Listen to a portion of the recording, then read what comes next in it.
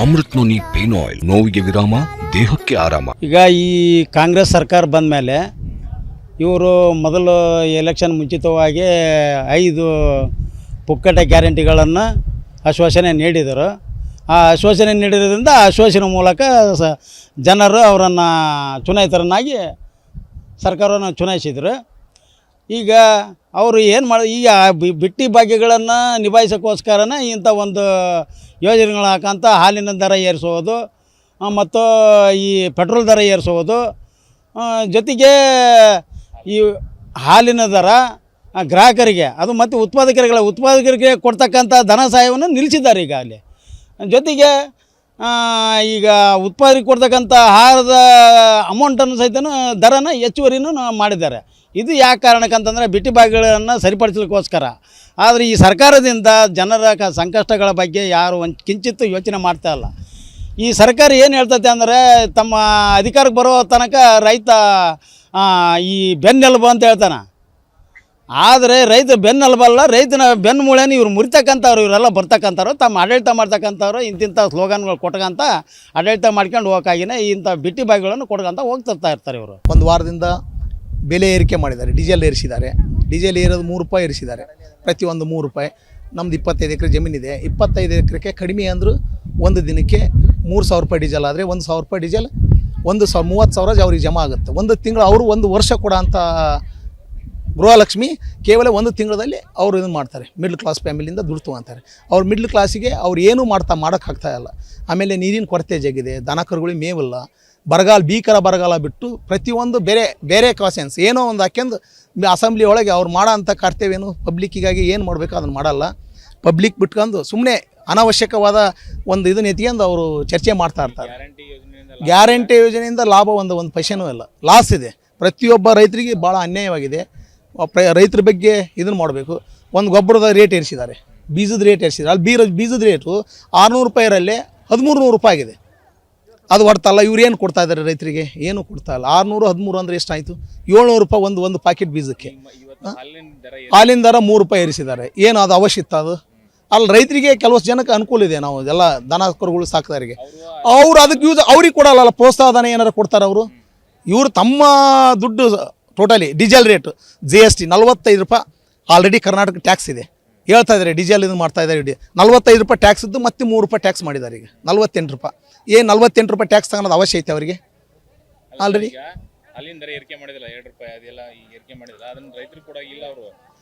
ಅದು ಪ್ರೋತ್ಸಾಹನ ಇಲ್ಲ ಸ್ಟಾಪ ಮಾಡಿದ್ದಾರೆ. ಭಾಳ ದಿನ ಆಯಿತು. ಅವ್ರು ರೈತರಿಗೆ ಆಗ ಅನುಕೂಲ ಯಾವಿಲ್ಲ ಅಲ್ಲೇ. ಅವ್ರ ಸರ್ಕಾರ ಬಂದಾಗಿದ್ದ ರೈತರ ಅನುಕೂಲ ಸರ್ಕಾರ ಅಲ್ಲ. ಸುಮ್ಮನೆ ಅದು ನಾನು ಭಾಗ್ಯಗಳು ಕೊಟ್ಟಿದ್ದೀನಿ, ಬಿಟ್ಟು ಎಲ್ಲ ಭಾಗ್ಯ ಕೊಟ್ಟೇನಿ, ಬಿಟ್ಟಿ ಭಾಗ್ಯ ಮಾಡ್ದಂಗೆ ಮಾಡಿ ರೈತ ಅವ್ರಿಗೆ ಕೊಟ್ಟೇನೆ ಎಲ್ಲ ರೈತರು ನುಗ್ಗು ಮಾಡಿ ಮಿಡ್ಲ್ ಕ್ಲಾಸ್ನವ್ರನ್ನೆಲ್ಲ ಹಾಳು ಮಾಡಿ ಎಲ್ಲ ರೈತರನ್ನೆಲ್ಲ ಸರ್ವನಾಶ ಮಾಡಿ ಈ ಮಟ್ಟಕ್ಕೆ ತಂದೆ. ಇನ್ನೊಂದು ವರ್ಷ ಹೋದರೆ ಕೂಳು ನೀರು ಇಲ್ದಂಗೆ ಆಗ್ತಿದೆ ನಮ್ಮ ರಾಜ್ಯ. ಆ ಪರಿಸ್ಥಿತಿ ಬಂದುಬಿಟ್ಟಿದೆ. ಅಲ್ಲೇ ಕೊನೆ ಹಂತಕ್ಕೆ ಬಂದಿದೆ. ಬೇರೆ ರಾಜ್ಯದಲ್ಲಿ ನೋಡ್ತಿದ್ವಿ, ಇನ್ನಷ್ಟು ದಿನಕ್ಕೆ ನಮ್ಮ ರಾಜ್ಯದಲ್ಲೇ ನೋಡ್ಬೇಕು. ಯಾಕಂದರೆ ಇನ್ನೊಂದು ತಿಂಗಳು ಮಳೆ ಹೋದರೆ ಹೀನಾಯ ಸ್ಥಿತಿಯಲ್ಲಿ ನಾವು ರೈತರು ಕಾಣೋದಂತೂ ಅದು ಸತ್ಯ, 100% ಸತ್ಯ ಆಗುತ್ತೆ. ಸರ್, ಈಗ ನೀವು ಈ ಪ್ರಶ್ನೆ ಕೇಳಿದಕ್ಕಾಗಿ ತುಂಬ ಈಗ ನಾವು ಮಧ್ಯಮ ವರ್ಗದವರು ಸಾಕಷ್ಟು ಶ್ರೀಮಂತರು ಅವರು ಡೀಸೆಲ್ಲು ಟ್ಯಾಂಕ್ ತುಂಬಿಸ್ಕೊಂತಾರೆ. ನಾವು ಅರ್ಧ ಲೀಟ್ರ್ ಹಾಕ್ಸ್ಕೊಂಡು 10 ಕಿಲೋಮೀಟ್ರ್ ಹೋಗೋಗಳಿಗೆ ನಮ್ಮ ಪೆಟ್ರೋಲ್ದು ಆಗೇ ಬಿಡ್ತತೆ. ಅಲ್ಲಿಂದ ಎಷ್ಟೋ ಸಲ ದಬ್ಕೊಂಡು ಹೋಗಿವಿ. ಈ ರೀತಿ ದುಬಾರಿ ಆತಂದ್ರೆ ನಾವು ಯಾರನ್ನ ಕೇಳೋಣ? ಏನು ನಮ್ಮ ಮನೆ ರೊಕ್ಕ, ನಮ್ಮ ಮನೆ ಇದು ಅಂಥೇಳಿ ನಾವೇನರ ಸರ್ಕಾರದಿಂದ ಬರ್ತತ? ಅವ್ರು ಗ್ಯಾರಂಟಿ ರೊಕ್ಕ ಕೊಟ್ಟಿರ್ತಾರೆ. ಹೆಂಡ್ತಿಗೆ 2 ಲಕ್ಷ ಅಲ್ಲ 2,000 ಹಾಕಿರ್ತಾರೆ. ಅದನ್ನು ತಗೊಂಡೋಗಿ ಸರಾಯಿ ಕುಡಿದು ಬರ್ತಾನೆ. ನಾವು ಸರಾಯಿ ಕುಡಿಯೋರಲ್ಲ. ನಾವು ಎಲ್ಲ ನಮ್ಮ ಹೆಂಡ್ರನ್ನ ಇವತ್ತಿಗೂ ಫ್ರೀ ಬಸ್ಸು ಶಕ್ತಿ ಯೋಜನೆ ಇದ್ರೂ ಕೂಡ ನಾವು ಒಂದು ಊರಿಗೆ ಹೋಗಿಲ್ಲ, ಯಾವ ಊರಿಗೂ ಹೋಗಿಲ್ಲ. ಅದು ಕೂಡ ನಾಳೆ ನಮ್ಮ ತಲೆ ಮೇಲೆ ಬೀಳ್ತತಿಲ್ಲ ಸರ್. ಇಂಥವೆಲ್ಲ ಯೋಜನೆಗಳು ಹಾಕ್ಬೇಕಾದ್ರೆ ನಮ್ಮ ರಾಜ್ಯವನ್ನು ಪೂರ್ತಿ ಅಧೋಗತಿಗೆ ತಳ್ಳಿ ನಮ್ಮನ್ನು ಪೂರ್ತಿ ಇನ್ನೊಬ್ಬರು ಅವಾಗ ಬ್ರಿಟಿಷರು 300 ಕಾಲ ಆಳಿದ್ರಲ್ಲ, ಹಂಗೆ ಬೇರೆ ದೇಶಕ್ಕೆ ನಮ್ಮನ್ನು ಒತ್ತಿಡಕ್ಕೆ ಈ ಒಂದು ಸರ್ಕಾರ ನನಗೆ ನಿಜವಾಗ್ಲೂ ಗಂಡಗೋಷ್ಠವಾಗಿ ಹೇಳ್ತೀನಿ. ಈ ಸರ್ಕಾರದಿಂದ ಸಾಕಷ್ಟು ನಮಗೆ ರೈತರಿಗೆ ತೊಂದರೆ ಹೊರತಾಗಿ ನಮಗೆ ಸಹಕಾರ ಏನಾಗಿಲ್ಲ.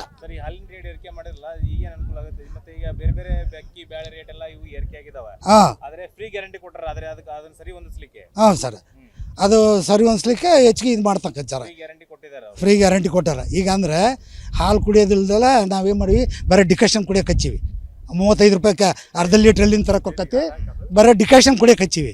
ಹೌದ್ರೆ? ಮತ್ತು ಇನ್ನೇನು ಒಂದು ಪ್ರಶ್ನೆ ಕೇಳಿದ್ರಲ್ಲ, ಗ್ಯಾರಂಟಿ ಬೆಲೆ ಏರಿಕೆ ಜಾಸ್ತಿ ಆಯ್ತಲ್ಲ, ಅಕ್ಕಿ ಬ್ಯಾಳೆ ಎಣ್ಣೆ ರೇಟ್ ಹಾಂ ಸರಿ ಹೊಂದಿಸ್ಲಿಕ್ಕೆ ಗ್ಯಾರಂಟಿ ಕೊಟ್ಟಾರಂತೆ ಸರ್ಕಾರ. ಈಗ ಸರ್ಕಾರದವ್ರು ಏನಂತಾರೆ ಗೊತ್ತರೆ, ರೈತರು ಬೆಳೆದಿಲ್ಲ, ಅದಿಲ್ಲ ಇದಿಲ್ಲ, ಸಾಕಷ್ಟು ಕಡಿಮೆ ಇರೋದ್ರಿಂದ ದಾಸ್ತಾನು ಬೆಲೆ ಏರಿಸುವಂತ ಅವ್ರು ಹೇಳ್ತಾರೆ. ನಮಗೆ ರೈತರಿಗೆ ಮಳೆ ಇಲ್ಲ, ದೇವ್ರು ಕಣ್ ತೆಗಿವಲ್ಲ. ದೇವ್ರು ಕಣ್ ತೆಗಿನಪ್ಪ ಅಂದ್ರೆ ಇದು ಯಾರು ಅವ್ರನ್ನ ಯಾರನ್ನೂ ಕೇಳೋದಿಲ್ಲ.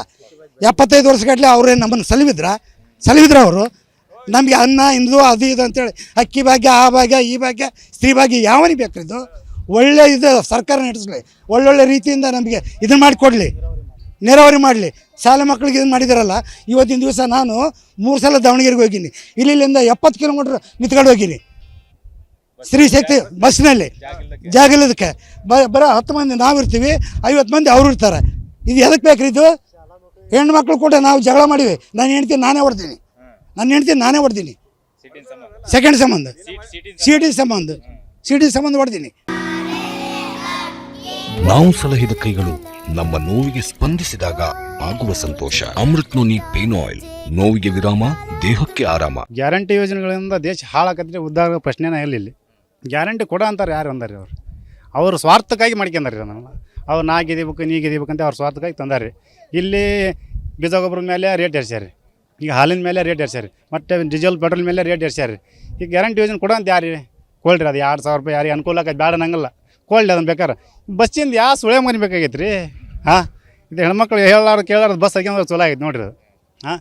ಕೆಲ್ಸಕ್ಕೂ ಯಾರು ಬರೋಲ್ರಿ. ತಡಿಯ ಇಲ್ಲೇ ಮಗಳೂರಿಗೆ ಹೋಗಿ ಬರ್ತೇನೆ ಅಂದಕ್ಕೆ ಇಲ್ಲಿ 8 ದಿನ ಅಲ್ಲೇ, ಸಸಿ ಊರಿಗೆ ಹೋಗಿ ಬರ್ತೇನೆ ಅಂದಕ್ಕೆ 8 ದಿನ ಅಲ್ಲೇ. ಹಂಗಾಗೈತೆ ಬೆಳೆವ. ಗ್ಯಾರಂಟಿ ಯೋಜನೆ ಬೇಕಾದ್ರೆ ಕೊಡಂಗಂದ್ರೆ ಅವ್ರು 2,000 ಕೊಳ್ರಿ, ನಿರ್ಗತಿಗೆ ಅನುಕೂಲ ಆಕೈತಿ. ಅಂದ್ಬಿಟ್ಟು ಇದು ಬಸ್ ಫ್ರೀ ಮಾಡಿದ್ಯಾ ಮತ್ತು ನಾನಾ ಅನುಮತಿ ಮಾಡ್ಯಾರ ರೀ. ಬ್ಯಾಡ್ರಿ ಎಲ್ಲ ಹೇಳೋದು ಅನುಕೂಲ ಇಲ್ಲ ರೀ. ಅದನ್ನು ಅವ್ನು ತೆಗಿಬೇಕು ಎಲ್ಲ ಯೋಜನೆಗಳು. ಸರಿಯಾದ ರೈತರಿಗೆ ಬೆಳೆಗೆ ತಕ್ಕಂತೆ ರೇಟ್ ಬೆಲೆ ಕೊಡ್ಬೇಕು. ಮೂಲಭೂತ ಸೌಕರ್ಯಗಳು, ಕರೆಂಟಿಂದು, ನೀರಿಂದು ಮತ್ತು ಇತರ ರಸ್ತೆಗಳು ಇವನ್ ಕರೆಕ್ಟಾಗಿ ಕೊಟ್ಟೆ ಅಂದ್ರೆ ಏನು ಬೇಡ್ರಿ, ಸರ್ಕಾರದಲ್ಲಿ ನಾವು ಸಾಲ ಕೊಟ್ಬಿಡ್ತಾರೆ ರೈತರು. ಇಷ್ಟು ಹೇಳಿ ನನ್ನ ಮಾತನ್ನು ಮುಗಿಸ್ತೀನಿ. ಜೈ ಹಿಂದ್, ಜೈ ಕರ್ನಾಟಕ ಮಾತೆ. ಇವತ್ತು 5 ಗ್ಯಾರಂಟಿಗಳನ್ನು ಕಾಂಗ್ರೆಸ್ ಸರ್ಕಾರ ಏನು ಪ್ರಚಾರ ಮಾಡಿದಾರಲ್ಲ, ಅದು ಈ ಕರ್ನಾಟಕ ರಾಜ್ಯಕ್ಕೆ ಒಂದು ದೊಡ್ಡ ಮೋಸ ಮಾಡಿದಂತೆ.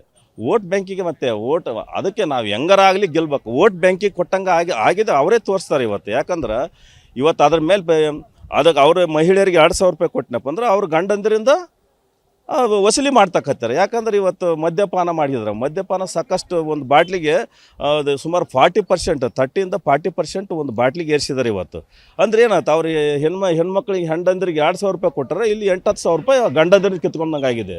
ಅದಕ್ಕೋಸ್ಕರ ಆಮೇಲೆ ಇನ್ನು ಸ್ಟ್ಯಾಂಪಿಂದು ರೈತರು ಪ್ರತಿಯೊಬ್ಬರು ಏನೋ ಒಂದು ಭೂಮಿದು ಏನಾರ ರಿಜಿಸ್ಟ್ರೇಷನ್ ಮಾಡ್ಕೋಬೇಕು ಏನಾರ ಅಂತಂದ್ರೆ 20 ರೂಪಾಯಿ ಇರ್ತಕ್ಕಂಥ ಸ್ಟ್ಯಾಂಪನ್ನು ಒಂದು 100 ರೂಪಾಯಿಗೆ ಇವತ್ತು ಏರಿಸಿದ್ದಾರೆ. ಆಮೇಲೆ ರಿಜಿಸ್ಟ್ರೇಷನ್ ಚಾರ್ಜ್ ಏರಿಸಿದ್ದಾರೆ, ಸುಮಾರು 80% ಅಷ್ಟು ಏರಿಸಿದ್ದಾರೆ. ಇದರಿಂದ ಭಾಳ ನಷ್ಟ ಆಗಿದೆ. ಡೀಸೆಲ್, ಪೆಟ್ರೋಲು, ಹಾಲು ಎಷ್ಟು ಅವಶ್ಯಕತೆನೋ ಅಷ್ಟೇ ಮನುಷ್ಯರಿಗೆ ಅವಶ್ಯಕತೆ ಇದೆ. ಯಾಕಂದ್ರೆ ಇವತ್ತು ಹಿಂದಿತ್ತು ಯಾರ ದೊಡ್ಡ ಶ್ರೀಮಂತರಿಗೆ ಬಿಡಪ್ಪ ಪೆಟ್ರೋಲ್ ಹಾಕ್ಸಂತಾರ, ಡೀಸೆಲ್ ಹಾಕ್ಸ್ಯಾರ ಅಂತಲ್ಲ. ಇವತ್ತು ಪ್ರತಿಯೊಬ್ಬ ಕೂಲಿ ಕಾರ್ಮಿಕನಿಗೂ ಪೆಟ್ರೋಲು ಡೀಸೆಲ್ಲು ಅವಶ್ಯಕತೆ ಇದೆ. ಅದಕ್ಕೋಸ್ಕರ ಅವ್ರ ರೈತರ ಮೇಲೆ ಕೂಡ ಹೊರೆ ಹಾಕ್ದಂಗಿದು, ಅವ್ರಿಗೆ ಕೂಡ ಒಂಥರ ಮೋಸ ಮಾಡಿದಂಗೆ ಆಗಿದೆ. ಅದಕ್ಕೋಸ್ಕರ ಕೂಡಲೇ ಅದನ್ನು ಇಳಿಸ್ಬೇಕು ರಾಜ್ಯ ಸರ್ಕಾರ. ಫಸ್ಟ್ ಇಳಿಸಿದ ಮಾತ್ರ ಅದು ಅನುಕೂಲ ಆಗ್ತಕ್ಕಂಥ ಕೆಲಸ ಆಗುತ್ತೆ.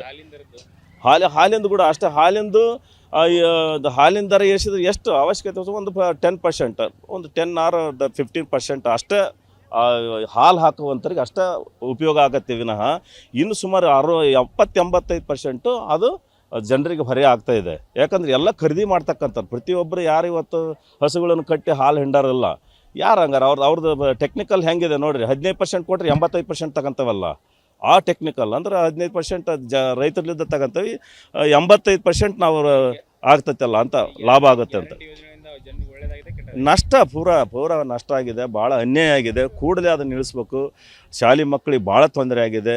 ಆಮೇಲೆ ಮಹಿಳೆಯರಿಗಂತೂ ಸರಿಯಾದ ರೀತಿ ಮನೆಯಲ್ಲಿ ಕೆಲಸ ಮಾಡೋಕ್ಕಾಗ್ತಾಯಿಲ್ಲ, ಯಾವುದೋ ಏನೋ ಉದ್ದೇಶ ಇಟ್ಕೊಂಡು ಹೋಗ್ತಾ ಇದ್ದಾರೆ. ಅದಕ್ಕೆ ದಯವಿಟ್ಟು ಅದನ್ನು ತೆಗೆದು ಶಾಲೆ ಮಕ್ಕಳಿಗೆ ಹೆಚ್ಚಿನ ಆದ್ಯತೆ ಕೊಡಬೇಕು. ಅಕ್ಕಿದು ಭಾಳ ಸಮಸ್ಯೆ ಆಗಿದೆ. ಕೇಂದ್ರ ಸರ್ಕಾರದ 5 kg ಅಷ್ಟೇ ಕೊಡ್ತಾ ಇದ್ದಾರೆ. ಇವರು ಅದರ ಬೆಲೆ ಸುಮಾರು 34 ರೂಪಾಯಿ ಅಷ್ಟೇ ಬೆಲೆ ಕೊಡ್ತಾ ಇದ್ದಾರೆ. ಇವೆಲ್ಲ ಈ ಥರ ನೋಡ್ಕೊಂತ ಹೋತಂದ್ರೆ ಇದು ಜನರಿಗೆ ಭಾಳ ಮೋಸ ಮಾಡಿದಂಗೆ ಆಗಿದೆ. ಅನುಕ್ಷಣದ ಸುದ್ದಿಗಳಿಗಾಗಿ ವಿಸ್ತಾರ ನ್ಯೂಸ್ ಯೂಟ್ಯೂಬ್ ಚಾನೆಲ್ ಸಬ್ಸ್ಕ್ರೈಬ್ ಮಾಡಿ. ಹೊಸ ಸುದ್ದಿಗಳ ನೋಟಿಫಿಕೇಶನ್ಗಾಗಿ ಬೆಲ್ ಐಕಾನ್ ಕ್ಲಿಕ್ ಮಾಡಿ.